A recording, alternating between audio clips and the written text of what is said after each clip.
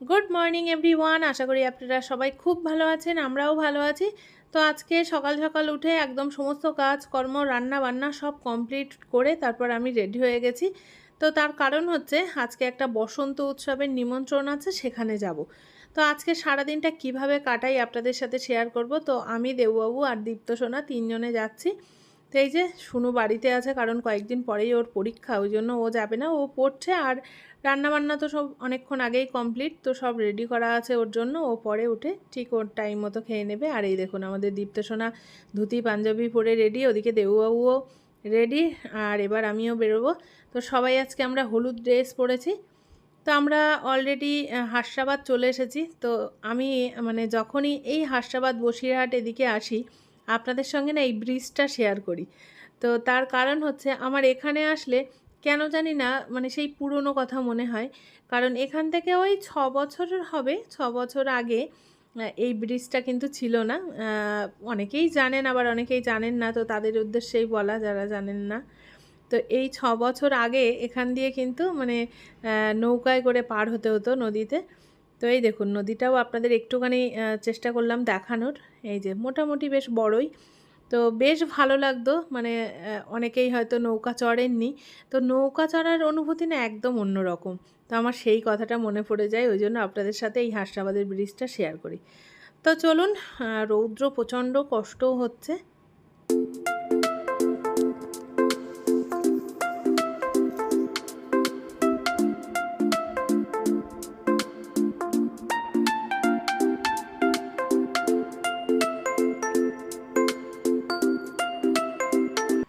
তো আমরা চলে এসেছি। এই যে অনুষ্ঠান কিন্তু এখনও শুরু হয়নি, কিন্তু মোটামুটি দেখে মনে হচ্ছে সবাই চলেও এসেছে। আর এখানে না আমার পরিচিত কিন্তু অনেকেই আছে, আর অপরিচিত অনেকেই আছে। আর আজকে এই অনুষ্ঠানে আসার মূল কারণ হচ্ছে এই অনুষ্ঠানটার আর কি অ্যাঙ্কারিং করবে দেবুবাবু।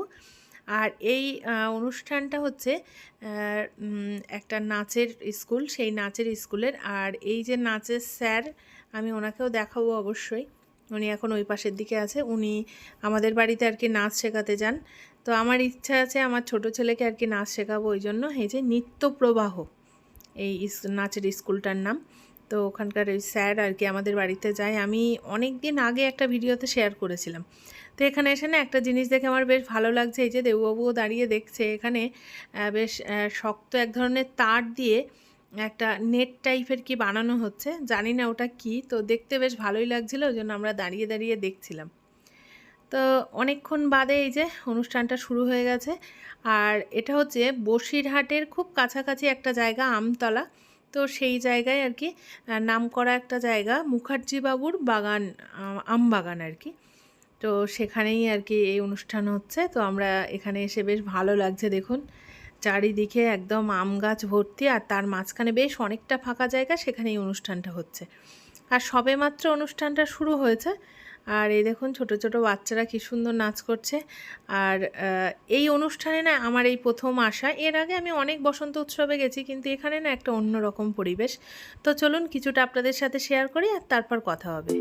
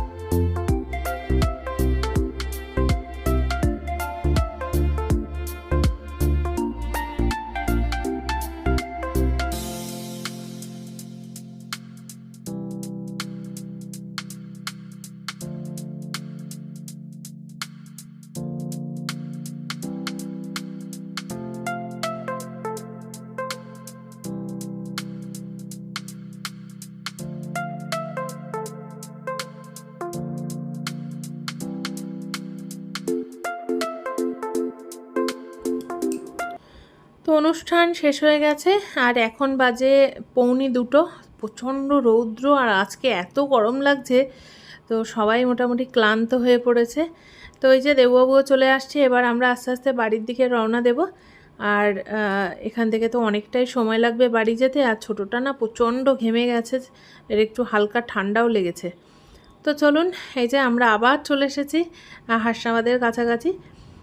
তো বেশ ভালো লাগে, আর বাইকে যাওয়ার মজাটাই না আলাদা, ওই জন্যই আমরা বাইকে করেই যাই যেখানেই যাই। আমাকে একদিন একজন কমেন্টস করেছেন যে দিদিভাই আপনারা কি যেখানেই যান সেখানেই কি এই বাইক নিয়েই যান?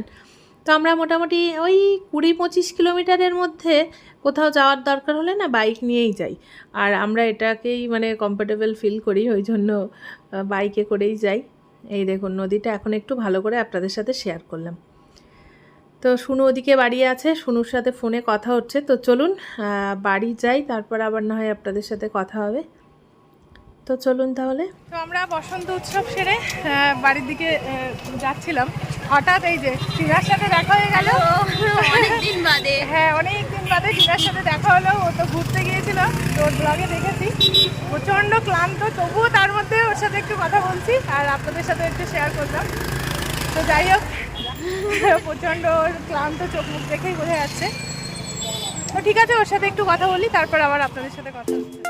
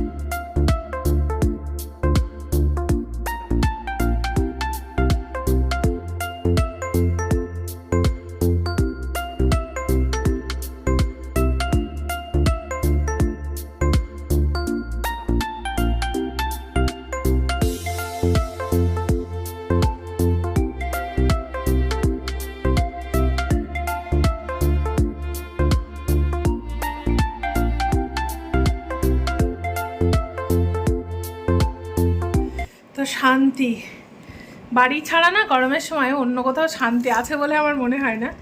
তো বেশ কিছুক্ষণ আগেই বাড়ি এসেছি, এসে একটু ফ্রেশ হলাম, টুকটাক প্রচুর কাজকর্ম ছিল সেগুলো কমপ্লিট করলাম। তো এখন এই যে ঘরে এসে একটু এসিটা অন করলাম, করে এখন একটু রেস্ট নেব।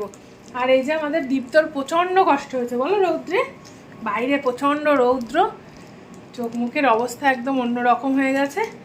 তো শুনু ও তো যায়নি, ও পাশের ঘরে শুয়ে আছে।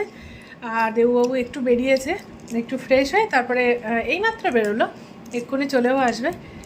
তো আমি কিছুক্ষণ রেস্ট নেব, আজকে প্রচণ্ড কষ্ট হয়েছে। তো যতই কষ্ট হোক না কেন বেশ আনন্দও হয়েছে, আপনাদের সাথেও আমি কিছুটা শেয়ার করেছি, আপনাদের কেমন লাগলো অবশ্যই জানাবেন। আর আমার সবথেকে ভালো লাগছে যে আজকে বসন্ত উৎসবে গিয়ে ফেরার সময় হাসনাবাদে টিনার সাথে দেখা হয়েছে, আমি একটুখানি আপনাদের সাথে শেয়ার করেছি। তো এর আগেও আমি একবার আপনাদের দেখিয়েছিলাম, আমি ওর সাথে দেখা করতে গিয়েছিলাম, তারপর থেকে ওর সাথে আমার মোটামুটি যোগাযোগ ছিল, মাঝে অনেক দিন যোগাযোগ ছিল না, কারণ ওর নাম্বারটা আমি হারিয়ে ফেলেছিলাম, ওই জন্য। তো হারিয়ে ফেলেছিলাম মানে ফোনটাই ডিস্টার্ব হয়ে গেছিলো ওই জন্য।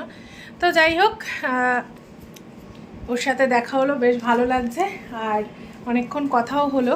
আপনাদের সাথে বেশি আমি শেয়ার করিনি, কারণ সবাই তো জানেন, ওর ভিডিও দেখে সবাই তো নিশ্চয়ই জানেন যে ওরা ঘুরতে গিয়েছিল। তো ওরা বাড়ি ফিরছিল সেই সময় আমার সাথে দেখা হয়েছে। তো ওদের বাড়ি থেকে আমাদের বাড়ি কিন্তু খুব কাছাকাছি, বেশি দূর নয়, ওই 12 কিলোমিটার হবে। তো যাই হোক, 12 কিলোমিটার মানেই খুবই কাছাকাছি।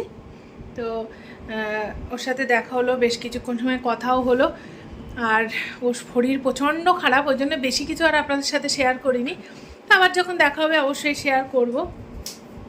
তো ওর ভিডিও আমি অনেক দিন থেকেই কিন্তু দেখি, মানে মোটামুটি করোনার আগে থেকে। তো যাই হোক, অনেক বছর ধরেই দেখি। ওর যখন প্রথম যে চ্যানেলটা ছিল সেই সময় থেকেই আর কি ওর ভিডিও দেখা, তো সেই সূত্রেই ওকে বেশ ভালোই লাগে। তো যাই হোক, আজকে দেখা হলো, বেশ ভালো লাগলো। আর ওর সাথে বেশ আমার সম্পর্কটা একদম অন্য রকম।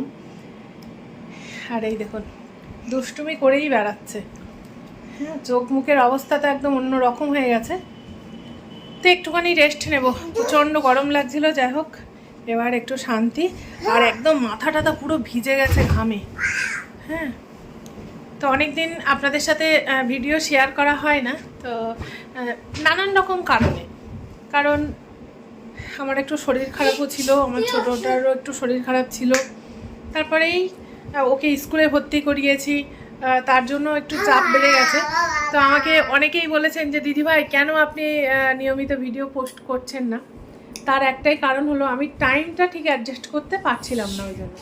তারপর সবাই আমাকে এত মানে কমেন্ট করছেন, তো আমার বেশ ভালো লাগছে যে যা হোক আমাকে আমার পরিবারটা যতই ছোট হোক না কেন আমাকে অনেকেই মিস করে, ওই জন্য আমার বেশ ভালো লাগছে। ভাবলাম যে আবার ভিডিওটা শুরু করি। তো টুকটাক কিছু শর্টস আমি শেয়ার করছিলাম, তো আবার আজকে থেকে চেষ্টা করব ভিডিও শেয়ার করার। তো যাই হোক এবার একটু ছোটোটাকে ঘুম পাড়াবো, তারপর আবার রাতে রান্না বান্না আছে। আর প্রচুর ক্লান্ত। ও ওটা কিনেছে ওই জন্য দেখাচ্ছে, এই যে ওটা নষ্ট হয়ে গেছে, এত বাবলস ফুলিয়েছে যে নষ্ট হয়ে গেছে। এখন বন্দুকটাই আছে, দেখাও। এই যে খেলা হচ্ছে, এখন ওটা নিয়ে খেলা করো একটুখানি। তো চলুন আজকে ভিডিওটা এখানেই শেষ করছি। সবাই খুব ভালো থাকবেন, আর দেখা হবে আবার নতুন একটা ভিডিও। তো আজকের মতো টাটা।